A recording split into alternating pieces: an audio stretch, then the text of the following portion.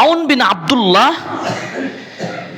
তিনি বলতেন যে একটা হাদিস বর্ণিত রয়েছে যে রাসূল সাল্লাল্লাহু আলাইহি সাল্লাম বলতেন, সল্লি সালাত মুআদ্দাইন, তুমি সালাত আদায় করো, হতে পারে এমন ভাবে আজকে সালাত আদায় করবে এটাই হতে পারে আপনার বিদায়ী সর্বশেষ সালাত।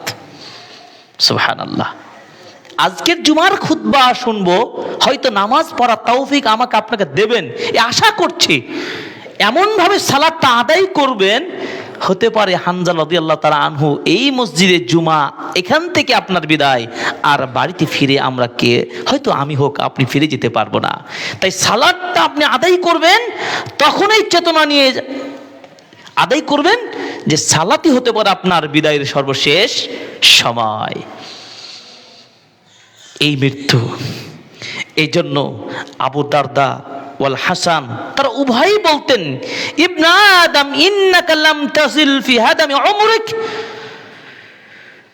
হে বানি আদম মনে রেখো, তুমি যেদিন থেকে তোমার মায়ের পেট থেকে দুনিয়াতে এসেছো সেই দিন থেকে একদিন যেদিন হলো সেই দিন থেকে তোমার বয়স থেকে সময়টা এইভাবে শেষ হয়ে যাচ্ছে। তার মানে মৃত্যু আমাদেরকে এমনভাবে গ্রাস করবে, হঠাৎ করে আসবে, আপনি পূর্ব প্রস্তুতি নেওয়ার মতো কোনো সুযোগ পাবেন না। তাই যখনই যেভাবে আমি সময় পাবো তখনই আমি সেভাবেই এই মৃত্যুর প্রস্তুতি আমরা সেভাবেই গ্রহণ করব।